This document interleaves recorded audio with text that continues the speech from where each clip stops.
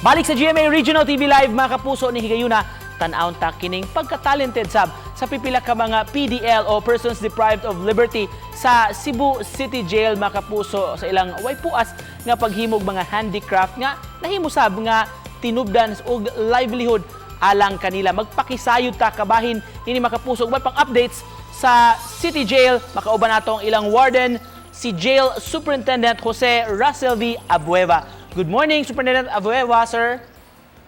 Good morning, sir. Salamat, sir, for joining us. How are you this morning, sir? Okay na, sir. With God's blessing. Kumusta man ron, sir, ang kahimtang sa atong mga PDLs diha sa atong bilangguan, sir?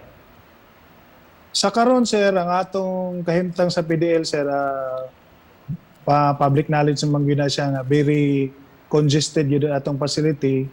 Considering ang atong facility, ang atong jail population karon is 6,351 na karon sa pagkakaron. Kumusta rin, sir? Bawal pa ang dalaw gyapon, sir?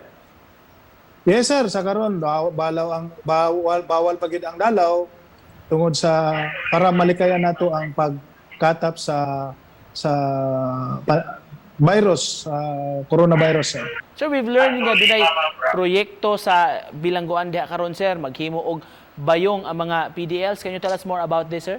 Kanang bayong bags livelihood nato, gitawag ni siya og bayong silya. Bayong silya na kini siya na introduce ni siya mga somewhere in October 2019. Then ang mga gamit ani katong mga pipit straps na para magpag-wave sa atong mga bayong. But unfortunately, do sa katong pagsugod sa pandemya, naundang gini siya. Pila man ni sila, sir, nga nagabuhat ini? Sa pagkakaroon, sir, naala lang ni sila sa ang atong mga PDL nga naghimo og bayong karon, naala lang ni sila sa mga 5. Nya naapod tay duha ka artist kay ang atong bayong manggod, kung gusto nila i-customize ang atong bayong, pwede sila og magpa-painting, depende sa ilang gusto nga may tabo sa ilahang bayong nga ilang i-order.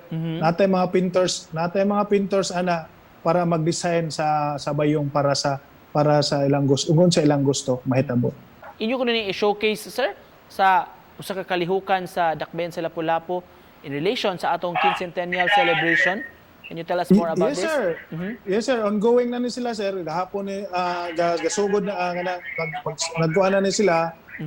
In part ang atong community relation services o si Mr. Dexter Alasas nga nagpahigayon sa Mano-Mano Arts and Crafts Expo diha sa Lapu-Lapu. Nga para makadisplay ta dito sa atong mga produkto. Ang kwarta, sir, ang halin ini asa man ni mapunta? Ang halin ana, sir, makuha na siya, mapadulong na siya na yung mga ang porsyento ana mapadulong sa atong mga PDL o sa mga materialis nga gigamit nga para mahimo nato ang bayong. Gawas na ini, sir, doon na ba may mga anunsyo nga buot niyo ipadalit gikan sa inyong buhatan, sir? Ang ako lang ikakuan sa atong sa publiko nga ang atong mga PDL na sa maayong kahimtang og naamang galay mga balita nga kinahanglan nila i-verify diri sa among opisina, makatawag sila sa among opisina kay naami gi-provide sa among page nga naay number dito sa among page nga pwede nila makontak, inquire sila kung sa ilang gustong i-inquire sa among parte na sa kahimtang sa atong mga PDL. Alright, to cap this off, Superintendent Abueva, sir, sa mensahe nimo sa mga nagtanaw nato karong buntaga, sir.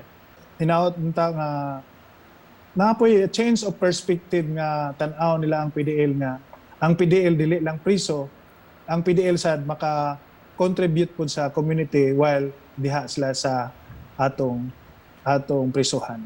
Nood yun na, sir, ato pong tan-aon yun ang ilang abilidad pinaagi nining display sa Lapu-Lapu. Daghan kayong salamat sa pag-uban kanamo karong buntaga, sir, pagpaambit sa inyong mensahe sa bikan sa BJMP mga kapuso.